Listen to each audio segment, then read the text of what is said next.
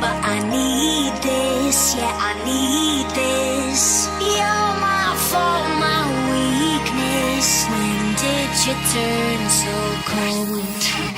You caught me down to the bone. Now you're dancing all over my soul. I'm falling to pieces, to pieces, to pieces. But I still stay, 'cause you're the only thing. So how did I get into the scene? Basically, I was a sophomore in high school. I had just started that year, and I made friends with somebody who was into dubstep. At the time, I had no idea what dubstep was, and he got me into a label kind of community called Monster Cat, where they have kind of a collection of a bunch of different artists. And so I started listening to Monster Cat artists, and then from there, I made a new friend that same year who was into gloving. And so he got me into that, and I took it up as a really big hobby for me. I was gloving all the time, even like subconsciously.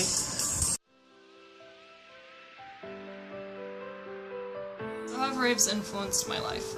They've actually impacted my life in a huge way.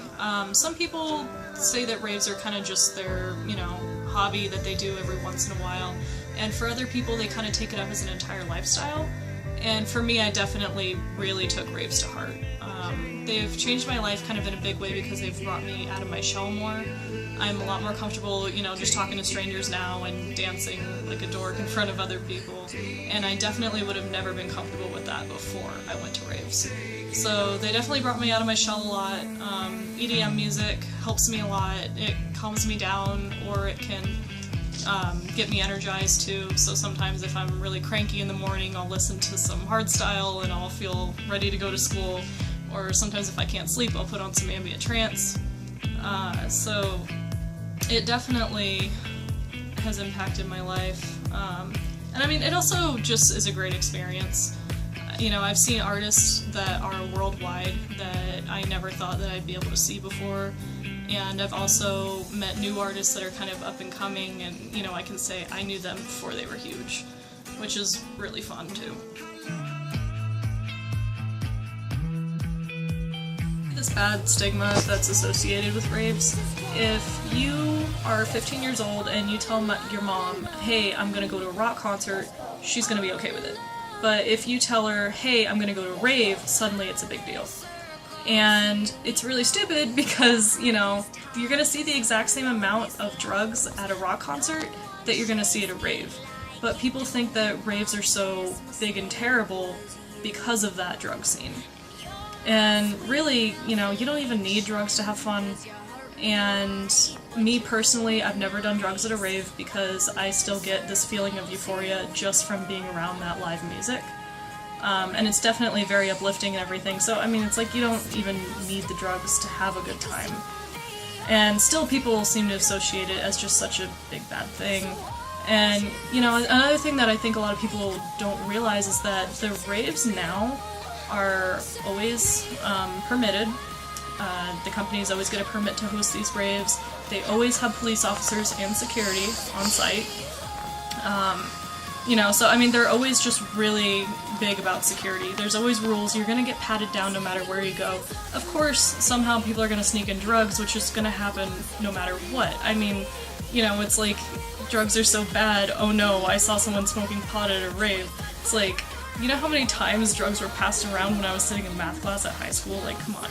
So, I think that people blow it a lot more out of proportion than they really need to, especially when they are such a much more secure setting now than they used to be.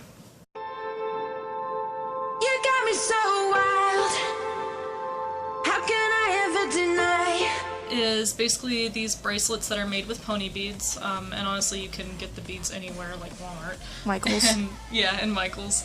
But basically they're these bracelets, and here's a ton of them that I made. I made each and every one of these. You can see I have a lot of fun with them.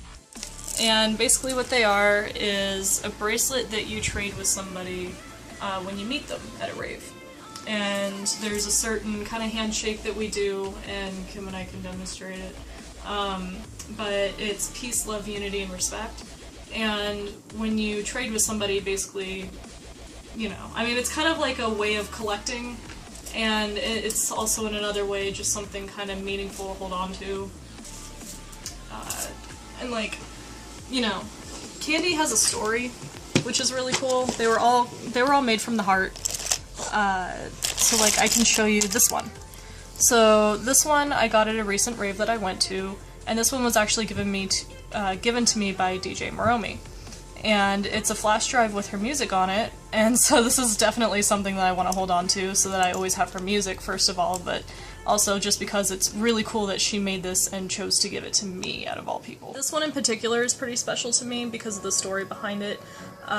This one a friend gave to me, and he said that he got this one from EDC, which is huge. I mean, this came all the way from Nevada, and who knows where it's been before that, because candy is so traded so often.